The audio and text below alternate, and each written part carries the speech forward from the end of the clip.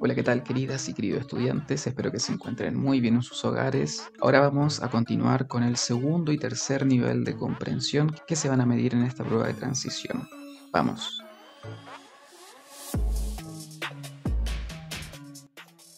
Si hacemos un poco de memoria, vamos a recordar esta pirámide que representa los distintos niveles de comprensión a los que nosotros podemos llegar. Un primer nivel, que es el que ya vimos en el video anterior, donde se refería a toda esta información literal y de fácil acceso. Pero ahora nos toca subir peldaños y ver los otros dos niveles. Y por otro lado, también tenemos estos tipos de textos que nos van a presentar en la prueba de transición, reconociéndolo y sabiendo diferenciar cada uno según sus finalidades.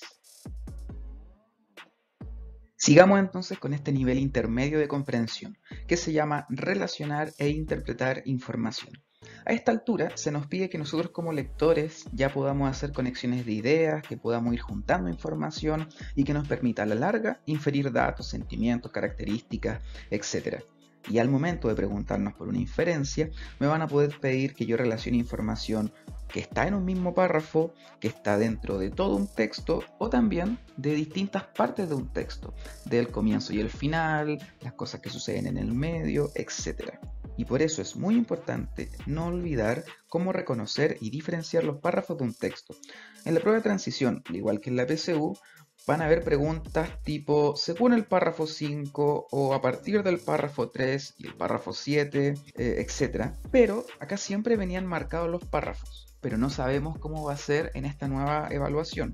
No deberían haber cambios, pero de todas formas no hay que olvidar cuáles son estos elementos centrales a tener en cuenta. Que al finalizar cada párrafo hay un punto aparte, que siempre obviamente comienzan con una mayúscula, y la idea es que cada párrafo trata un tema específico, tiene una idea principal. Subhabilidades necesarias para relacionar e interpretar. Al igual que el primer nivel de comprensión, acá van a haber subhabilidades. Y tenemos 1. Habilidad para relacionar, que es cuando se nos van a pedir conexiones entre dos o más partes de un texto. Por ejemplo, preguntas tipo como ¿qué relación existe entre el párrafo quinto y sexto? Una segunda habilidad, que es la de sintetizar, que es esencial para resumir y acortar ideas centrales, ya aquí la información explícita debe ser adaptada, y las van a presentar con preguntas de tipo ¿de qué trata el texto? Una tercera habilidad, que es la de inferir, que es en donde luego de relacionar y poder sintetizar esta información literal, es que tenemos que llegar a la implícita. O sea que acá este es el proceso en donde nosotros vamos a tener que inferir. Y se va a presentar con preguntas tipo, del párrafo X, ¿es posible inferir que? Y por último, queda la subhabilidad de interpretar. Acá queda determinar la función o la finalidad de algún elemento textual. Y las preguntas tipos pueden ser como esta, que dice, ¿la intención del emisor en el párrafo quinto es? Al igual que la dinámica en el video anterior, acá hay dos ejemplos de este tipo de preguntas del segundo nivel de comprensión, que son extraídas del mismo ensayo oficial de EMRE lanzado a comienzo o a mediados de año.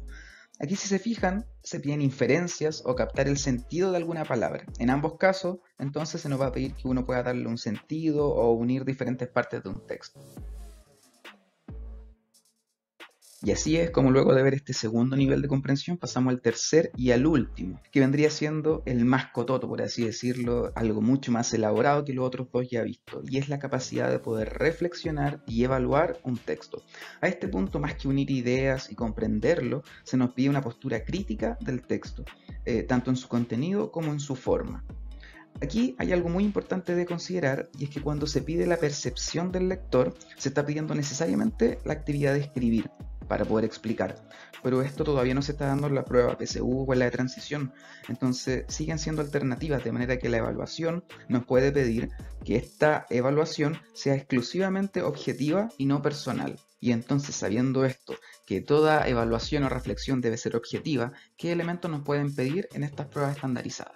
Por ejemplo, 1. Juzgar críticamente lo leído, valorar la relevancia, la credibilidad y la calidad de la información entregada, evaluar el registro, su estructura y uso del lenguaje, valorar la calidad de los argumentos presentados o reconocer elementos metatextuales de un texto, que es cuando se mezclan elementos de distinta tipología o hay referencias de otros libros en un escrito. Y entonces la tarea es la siguiente: ¿cómo evaluar un argumento de manera objetiva?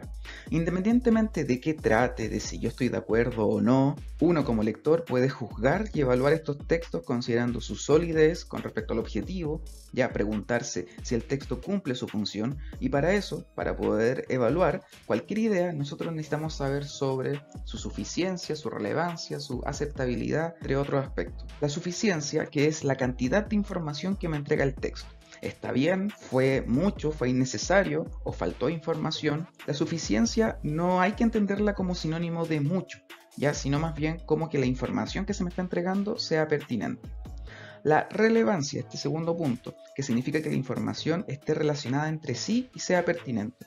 Yo puedo evaluar objetivamente si una noticia o un texto narrativo se desvía del tema central sin un sentido claro. Aquí se espera que las ideas sigan un lineamiento.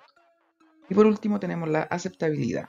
Acá es importante definir que esta aceptabilidad no corre para todo tipo de texto, ya que los textos literarios no entran en esta categoría, pero sí, por ejemplo, los medios de comunicación o algún texto informativo, en donde la información que se me está entregando debe ser válida, independientemente de si yo estoy de acuerdo o no. Siempre en estos textos, los argumentos o la información debe ser aceptada por otros.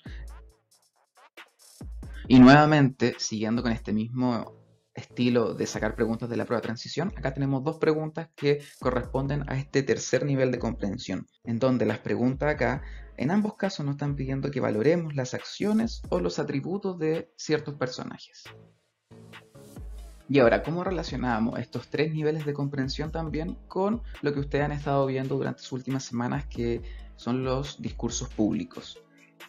Pues bien, los discursos públicos precisamente se sostienen bajo estos principios que nosotros hemos estado viendo, que es la comprensión, la síntesis, la reflexión, etc. Y aquí, si recordamos cuáles son las principales características que encontramos en los textos discursivos, tenemos que siempre hay un emisor y un receptor, en el cual siempre tiene que ser masivo, que el mensaje puede tener distintas finalidades como entretener, informar, convencer, que también este discurso público, según su contexto y según su propósito, va a poder ser público o privado. También que dentro del discurso público nosotros vamos a poder encontrar distintas formas discursivas. En un momento puedo estar describiendo, en otro momento voy a argumentar o también puedo exponer.